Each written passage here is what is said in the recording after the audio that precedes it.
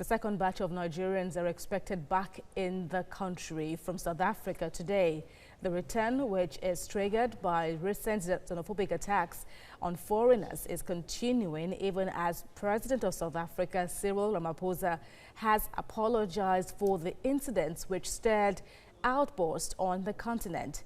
Chief Executive Officer of the Nigerians in Diaspora Commission, Abike Dabiri Eriwa, says more than 300 persons are expected to arrive today. At the peak of xenophobic attacks on foreigners in South Africa, some Nigerians indicated willingness to return home, and the private airline Air Peace was glad to respond.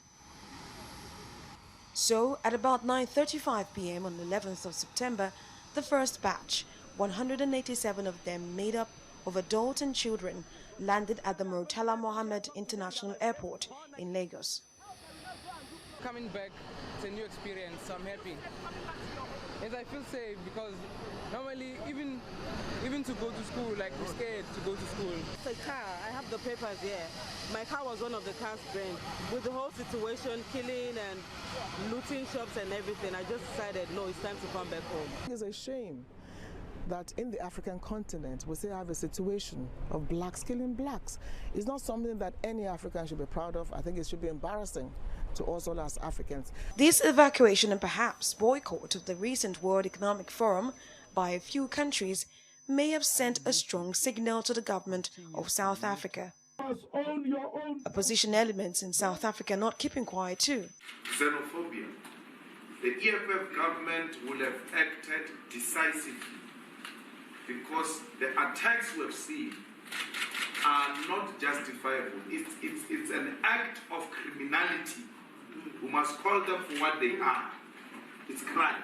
While plans for the return of more are being tidied up, the envoy sent by the South African President, Cyril Ramaphosa, was in Abuja to meet President Muhammadu Buhari.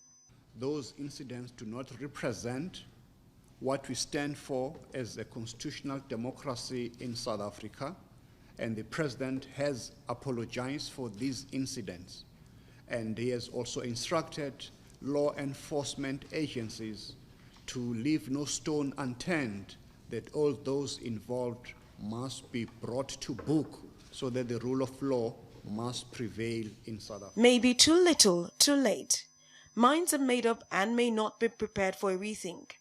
Today, another batch is leaving South Africa, the country that was once home but turned dangerously hostile.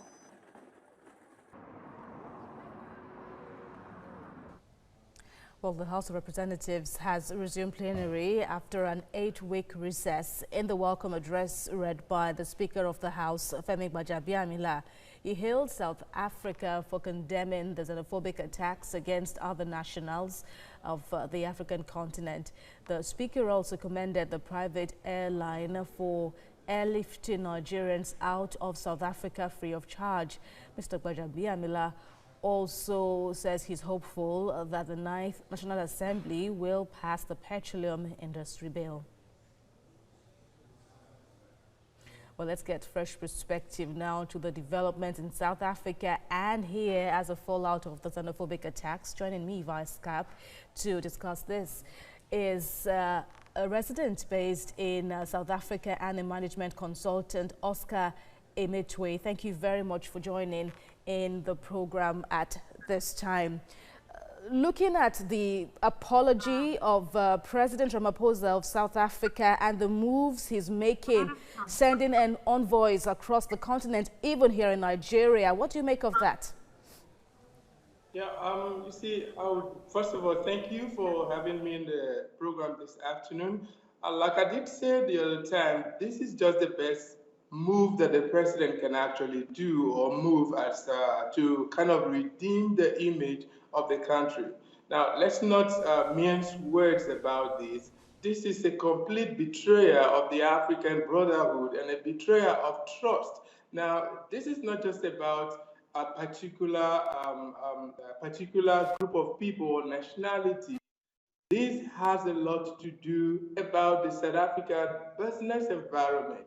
How safe are people and how trustworthy can any investor would want to know before they even invest. So it's not just about the nationality, but it's also affected. So the move that the president has actually made is in the right direction. Absolutely. But then it's coming at a time when another batch of Nigerians are scheduled to return home.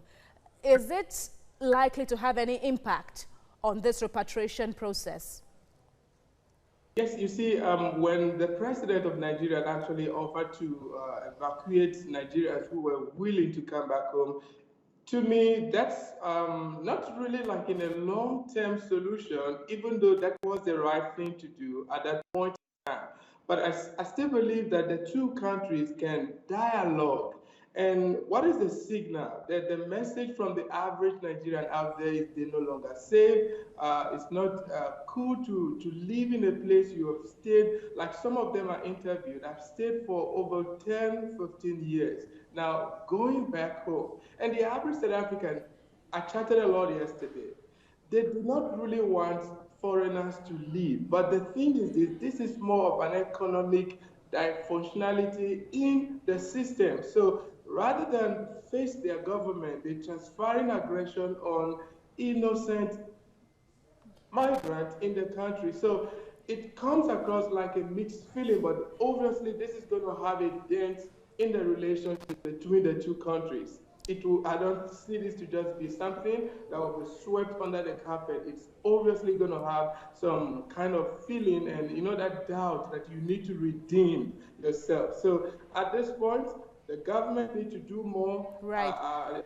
And Oscar, okay. And then what do you think may have, propelled the average Nigerian living in South Africa to heed this call by the Nigerian government to return home, bearing in mind that we still have many more Nigerians who chose to stay back? And again, if you look at the process of those who joined the last batch now, we heard that some of them had issues with their papers and all that. How would you describe these hundreds, this group of Nigerians returning home? Now, I would say that, yes, there are some that do actually have issues regarding documentation. That's true. And still, there are still those who are properly documented. So again, it doesn't have to do, has to do with just those with undocumented papers or documentation in the country, but still, the environment is becoming hostile. Hostile in the sense that you see this kind of stereotype that a certain group of people or a certain nationality are being regarded as drug dealers, responsible for all forms of crime in the country. And like I always say, we shift in blame, and as long as you keep pointing fingers and as long as you keep putting the blame out there, it's not going to solve the problem. Now, how do we solve problems? It's call crime a crime, and then deal with the issue as it is. All right. Now, all right, Oscar. Oscar, okay. I'm afraid we've run out of time. Thank you very much for your contributions on TVC News.